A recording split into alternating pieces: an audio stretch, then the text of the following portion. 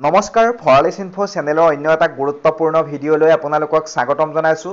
নিশ্চয় সকলোৱে গম পাইছা ছাত্ৰ ছাত্ৰীসকলৰ শিক্ষা আহৰণৰ জোনাকী যাত্ৰাৰ পথ সুগম কৰি প্ৰজ্ঞান ভাৰতী আঁচনিৰ অধীনত ডক্টৰ বাণীকান্ত কাকতি মেধা বঁটা অৰ্থাৎ যিসকল ছাত্ৰ ছাত্ৰীক এবাৰ স্কুটি প্ৰদান কৰিম বুলি কৈছিল তেওঁলোকৰ এতিয়া অপেক্ষাৰ অন্ত পৰিল। তেওঁলোকৰ নামবিলাক আহি গৈছে। কোনসকল ছাত্ৰ বা ছাত্ৰীয়ে স্কুটি লাভ কৰিব সেয়া মই জনাই দিম সম্পূৰ্ণকৈ।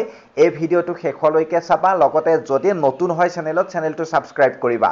ইমান কোৱাৰ প্ৰয়োজন নাই, মই তোমালোকক জাষ্ট কৈ দিছোঁ যে 2024 বৰ্ষৰ উচ্চতৰ মাধ্যমিক পৰীক্ষাত ৭৫% বা তাতকৈ অধিক নম্বৰপ্ৰাপ্ত ছাত্ৰ আৰু প্ৰথম বিভাগত উত্তীৰ্ণ ছাত্ৰীসকলক স্কুটাৰ প্ৰদান কৰা হ'ব।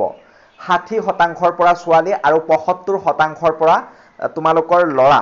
আৰু ছাত্ৰ ছাত্ৰীৰ তালিকা উচ্চ শিক্ষা সঞ্চালকালয় ৱেবছাইটত অৰ্থাৎ directorate.higher education.assam.gov.in উপলব্ধ। সেয়া মই তোমালোকক দেখাই আছোঁ পৰৱৰ্তী সময়ত কেনেকৈ নিজৰ নামটো চেক কৰি চাব পাৰিবা সকলোৱে।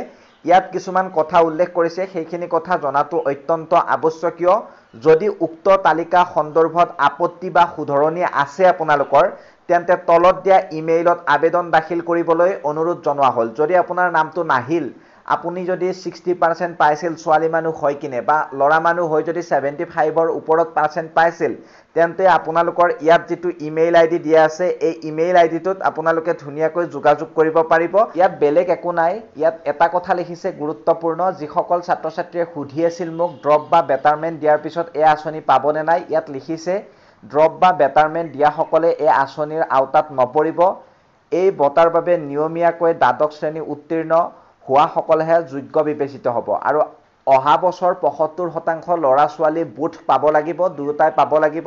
যে 60ত ছোৱালীক দিব বা 75ত ল'ৰাক দিব তেনেকুৱা নহয়। ল'ৰাও 75 পাব লাগিব, ছোৱালীও 75 পাব লাগিব।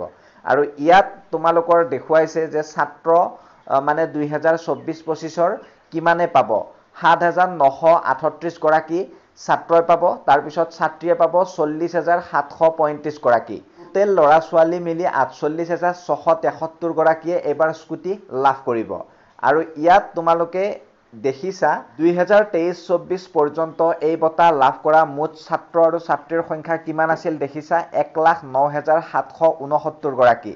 আৰু ইয়াত মুঠ ব্যয় হৈছিল 69,524.47 লাখ টকা। তাৰপিছত ইয়াত বেলেগ একো নাই। এতিয়া ডাইৰেক্টলি নিজৰ নামটো কেনেকৈ চাব পাৰিবা সেইটো মই তোমালোকক দেখুৱাই দিছোঁ। তোমালোকে গুৰুত্ব সহকাৰে চাই থাকিবা শেষলৈকে। মোবাইলৰ যিকোনো এটা ব্ৰাউজাৰত ডাইৰেক্টলি চাৰ্চ কৰিব আপোনালোকে director of higher education Assam. আপোনালোকে চাৰ্চ কৰাৰ পিছত এই যিটো প্ৰথম লিংক আপোনালোকে দেখিছে এই লিংকটোত ক্লিক কৰিব লাগিব। এই লিংকটোত মই ক্লিক কৰি দিছোঁ। ক্লিক কৰি দিয়াৰ পিছত সন্মুখত এনেকুৱা ধৰণৰ ইণ্টাৰফেচ এখন আহিব আৰু ইয়াত আপোনালোকে চাৰ্চ কৰি দিব প্ৰজ্ঞান প্ৰজ্ঞান বুলি লিখোতে আহি গৈছে। ইয়াত দেখিছে প্ৰথমতে প্ৰজ্ঞান লিখিবই নালাগে, পি বুলি চাৰ্চ কৰি দিয়াৰ লগে লগে list of boy and girl student who scored 75 marks and 60 marks respectively in HS examination and are eligible for Dr. Banikanta Kakati merit award 2024-25। ইয়াত ক্লিক কৰি দিব। ক্লিক কৰি দিয়াৰ পিছত ইয়াত PDF বিলাক দেখিব। মই জুম আউট কৰি দেখাইছোঁ। বইজ যিসকলে আৰ্টছত নাম লিখিছে এইবাৰ, বইজ কমাৰ্চ, তাৰপিছত boys science, boys vocational, girls arts, ইয়াত গোটেইখিনি আহি গৈছে। কিহৰ লাগে তোমালোকক ধুনীয়াকৈ ইয়াত তুমি যিহত এডমিশ্যন লৈছা এবাৰ, ধৰা আৰ্টছত লৈছা কোনোবা এখন কলেজত, তোমাৰ পাৰ্চেণ্ট 75ৰ ওপৰত ক্লিক কৰি দিবা।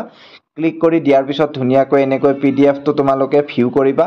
PDFটো ভিউ কৰাৰ পিছত তোমাৰ ইয়াত নাম আছে নে নাই এই গোটেইখিনি লিষ্ট তোমালোকে এবাৰ চেক কৰি চাবা। তোমালোকৰ নামবিলাক ইয়াত থাকিব। গতিকে যিসকলৰ নাম আছে কমেণ্ট ছেকশ্যনত কমেণ্ট কৰিবা। আৰু যদি কাৰোবাৰ থাকিব লাগিছিল কিন্তু নাম নাহিলে তেওঁলোকেও কমেণ্ট ছেকশ্যনত কমেণ্ট কৰিবা। তাৰ কিবা এটা নহয় কিবা এটা উপায় চৰকাৰে দিছে। গতিকে কেনেকৈ কি কৰিব লাগিব সকলোখিনি মই তোমালোকক জনাই দিম আগন্তুক ভিডিঅ'ত। গতিকে তোমালোকে এই ভিডিঅ'টো শ্বেয়াৰ কৰিবা তুমি তোমাৰ বন্ধু বান্ধৱীসকলৰ মাজলৈ। গতিকে ধন্যবাদ। জয় অসম।